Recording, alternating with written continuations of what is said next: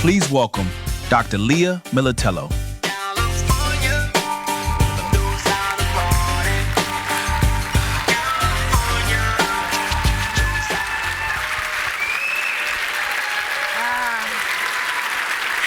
Wow, okay.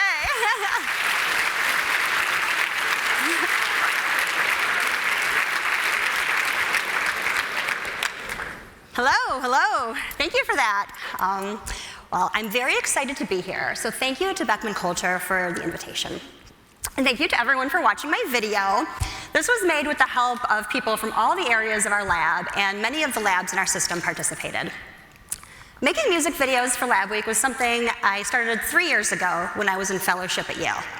One of their Lab Week activities was a competition between the different areas of the lab to make the best Lab Week themed music video.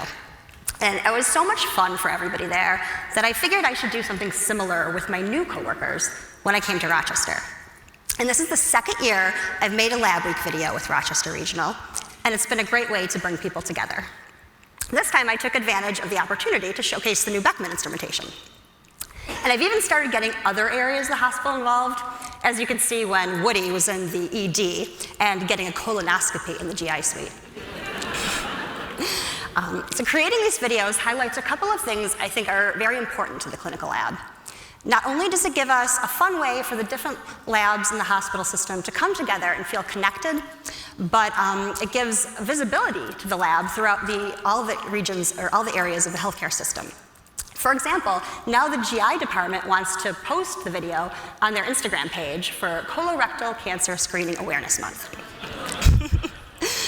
So the laboratory plays an important role in the care of every single patient, but the rest of the patient care team often doesn't know a lot about what goes on inside the laboratory, so this has been a fun way to show them. For my talk today, I'm going to start by telling you a little bit about myself. Then I'll give an overview of the Rochester Regional Health System and its history, and a description of the upstate New York region that the system spans. After that, I focus on the timeline of all the events that brought us to this current relationship with Beckman Coulter. Going forward, I will be referring to our system as RRH for the most part. I thought I should share a little of my background because it's been an interesting journey and because it gives some context as to why being part of this process was especially meaningful to me. I initially went to college to be an accountant, and I practiced as a tax accountant for 8 years, during which time I earned my MBA. I loved my job, and I loved all the spreadsheets, but I also loved learning. And I remember sitting in my MBA class thinking it would be great to be able to apply my financial and managerial skill set to a specific field or industry. And accounting and business, as you know, are relevant to basically every area. I always liked science, and healthcare and finance seemed like a good combination. I was Googling job opportunities that fit their criteria, and I came upon the position of lab director. The job description made it sound like the perfect way to be involved in the more objective side of medicine with an operational component and lots of numbers and data analysis. That set me on the path that led to 13 years of training. I don't think I fully understood at the time what a commitment it would be. I went part-time in my accounting job. I started taking undergrad science courses, got one position as a medical assistant, and another as a research assistant to help me get into medical school. So after medical school came residency, a year of fellowship, and finally my first role out of training at Rochester Regional. It's been a great experience working at RRH so far, not the least of which has been this journey with Beckman. And being fully immersed in this process from the very beginning has just been so invaluable to me. It allowed me to apply my clinical knowledge in a new way and gave me exposure to the business aspect of laboratory medicine. It recently occurred to me that I call upon my business training nearly as much as my medical training in this role. And it's so nice to be able to finally say that. So after years of preparation, the two parts of my life are finally coming together, and I get to use my full skill set. Even better, I get to use it for a purpose that I'm very passionate about, making the lab at Rochester Regional the best it can be. So who is Rochester Regional Health? RRH is an integrated health system that has 8 hospitals and a total of over 1,600 patient beds. We truly are a clinically integrated network with not only acute care hospitals, but primary and specialty practices, rehabilitation centers, behavioral health services, immediate care facilities, and senior services. Our system spans Western New York, the Finger Lakes region, and the St. Lawrence region, which is the upper northwest part of the North Country. We're one of the largest health systems in upstate New York. So for those of you that don't know, upstate New York is basically what we use to refer to everywhere outside of New York City and Long Island. And I wanted to talk a little bit about our geographic region, since most people that aren't from New York don't really think about the other areas of New York outside the city. So, Western New York is next to Niagara Falls, it's very close to Ontario, and it's probably best known for the Buffalo Bills, or chicken wings. I actually grew up in Buffalo, about 10 minutes away from the stadium. The Finger Lakes region is to the east of that. It's well known for its wineries, and Rochester is the biggest city in that region. Interestingly, at one point in the 20th century, Rochester had the most millionaires per capita in the country, and that was because they had companies like Kodak, Xerox, and Bausch & Lomb. St. Lawrence County is the northernmost county in the state, and it's the largest county by area in New York. It's on the edge of the Adirondack Mountains, and it's not very densely populated. Another thing our region is very well known for is the atrocious weather. So particularly the many feet of snow that get dropped on us at once. And that actually came up as a factor in our decision-making process. We serve over 1.6 million residents across 1,300 square miles, and it takes 5 hours to drive between the most distant hospitals. We're the second largest employer in Rochester, and we have over 19,000 employees across the system. We have 9 clinical labs that serve the patients in the region, 1 in each of the hospitals, and an outpatient testing facility that serves the entire system for all the non-acute testing.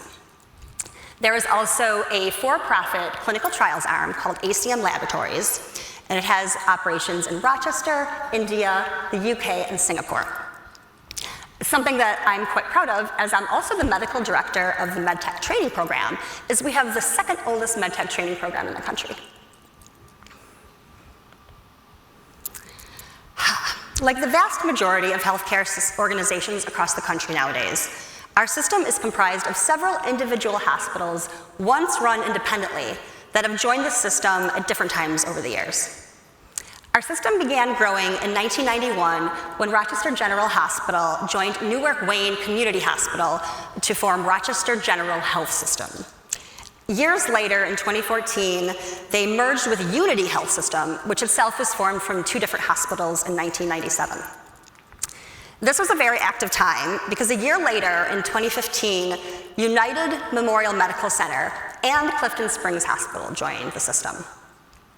More recently, an affiliation was formed in 2021 with the St. Lawrence Health System, which is comprised of Canton-Potsdam Hospital, Gouverneur Hospital, and Messina Hospital. Notably, the lab at the Clifton Springs Hospital already had Beckman chemistry analyzers when they joined us. So when I was making this decision, I wanted to be very respectful of the fact that the laboratories vary in size, they come from different cultures, and they've been a part of the system for varying lengths of time. So I felt it was important that all the sites felt like they had input and were heard. So this is a timeline of the key events in the decision process in my mind from when I started at RRH in August 2024 up until we presented the decision to the hospital system in June 2025. And I'll talk about each of the events in the following slides.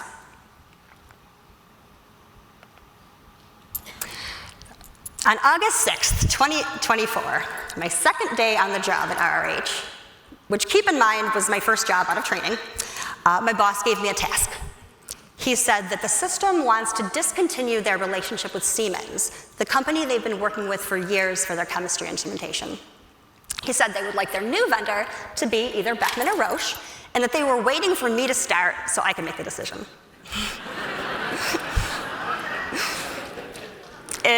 And it was also going to be a time-sensitive process because the current instrumentation at the largest hospital would not be supported after December 2025. That meant I had less than a year and a half for the entire process. And again, keep in mind, this is not the kind of thing we get any preparation for in medical training.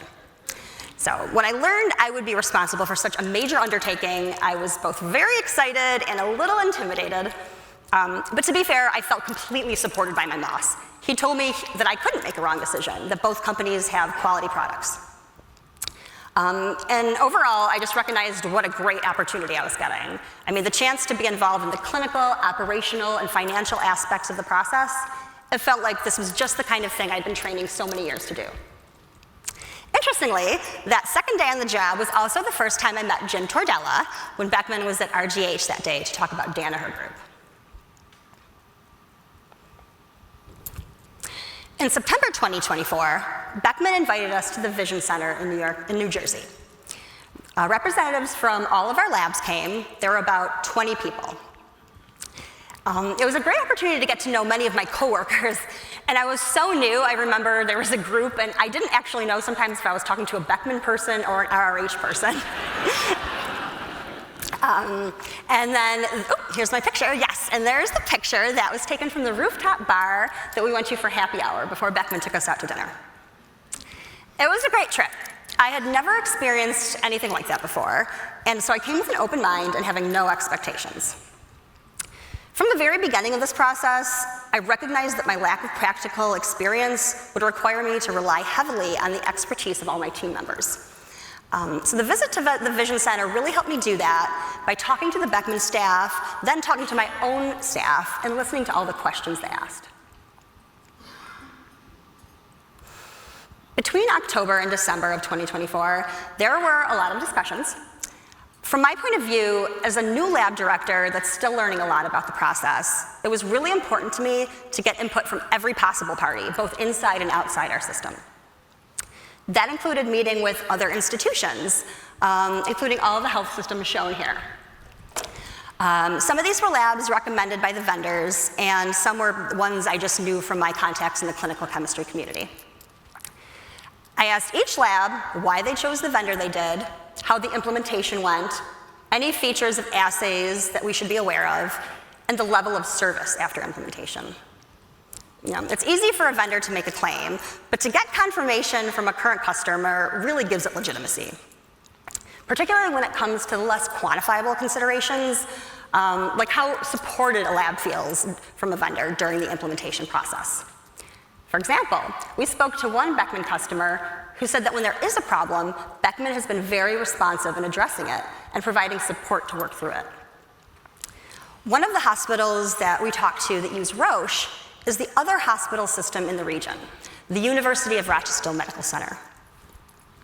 The fact that they use a Roche platform for their chemistry testing was a consideration in our decision.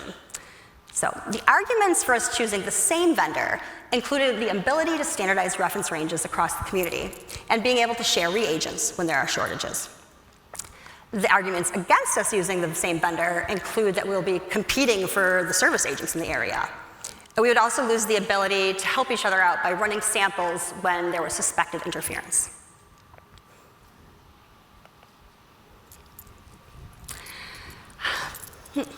So, the most important conversations were those between the people from all the labs in the system. These are the individuals using the equipment every day, the ones that have the most detailed knowledge of the workflow, and the first one to see the problems. So I felt like it was my responsibility to ensure that everyone was getting all the information they needed from the vendors to make an informed opinion. Remember, our lab in Clifton Springs already had Beckman chemistry equipment, so it was particularly helpful to hear their opinion on Beckman. I will say, they had overwhelmingly positive feedback. Ultimately, this component was the most heavily weighted factor in my decision. I met with all of the labs throughout the entire process, both individually and as a group, and by the end, each lab had put in one vote for the vendor they deemed the best fit for their site. In January 2026, a group of people from RRH took a trip to see Sisters of Charity Hospital in Buffalo, New York. Their lab had recently underwent implementation of new Beckman chemistry equipment. The fact that the visit was to this particular hospital was personally meaningful to me for a few reasons. The first time I was in any sort of clinical role was at Sisters Hospital.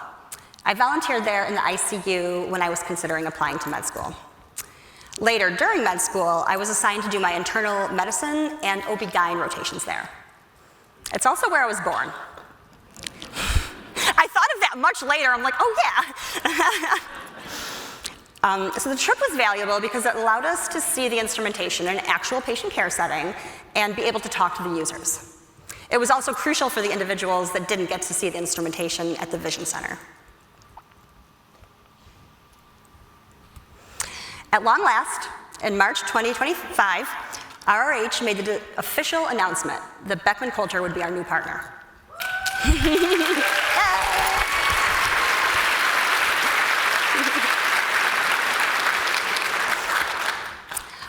In truth, it was basically decided in January, but as I've been learning, things take a little bit longer when you're part of a large system.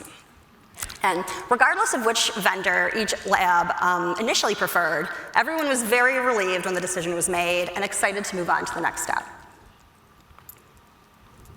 In June 2025, we were invited to present a poster at the RRH Leadership Summit to share something meaningful that had happened in our department in the last year with the rest of the health system.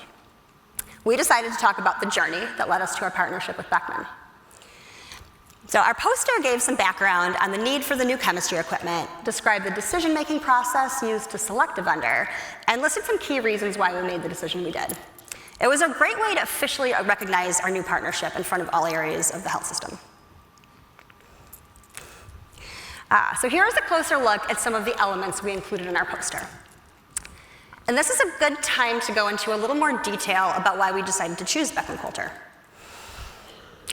I'll be honest, in the beginning, I was fairly certain we would go with Roche. They have the more complete test menu, and coming right out of training, I figured that was the most important factor. And from a strictly clinical standpoint, it is a very important factor. But at that point, I didn't know what I didn't know, and that was one of the reasons I made sure to get input from every party that had experience with this process before, and everyone who could be affected by the decision. After listening to feedback from my staff and from the labs at the other institutions, I realized that test menu is only one of the several factors that contribute to providing optimal patient care in a given setting. There were three main objective factors that gave Beckman the advantage. First, Beckman has better instrument options when it comes to labs of different sizes.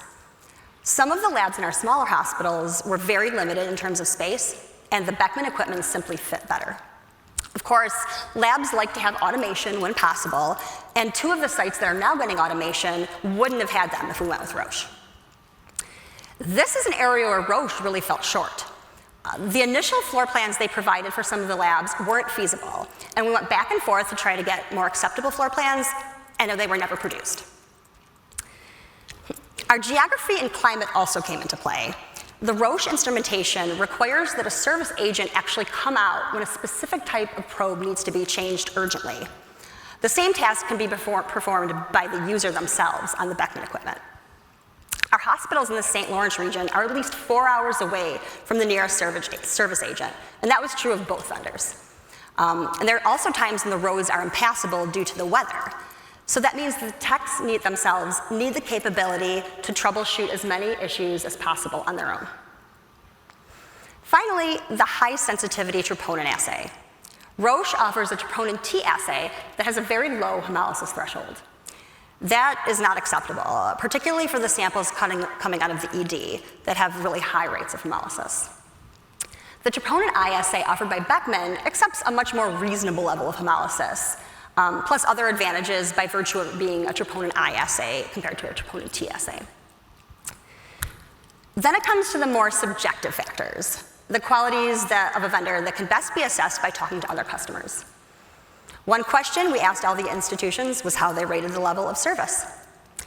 Of course, there are regional differences, but in general, there was very positive feedback in terms of Beckman's level of service. Reliability of the instrumentation was another common theme. While Roche has the more extensive test menu, it seems to be the consensus that Beckman has the superior hardware. And we were also very intrigued by the Danaher Group business group offerings, particularly the performance partnership. Overall, Beckman Coulter came across as having a more holistic approach, offering solutions not just for chemistry, but other areas of the lab and beyond. I think this is also a good place to talk about the lessons I've learned from this experience. Needless to say, I know a lot more now than when I started. My biggest takeaway is that, should I ever be in this position again, I will not choose a vendor that doesn't currently offer an FDA-approved assay for every essential test menu item. The gaps in the Beckman test menu, specifically the lack of hepatitis testing, was a prominent thing in all of our discussions.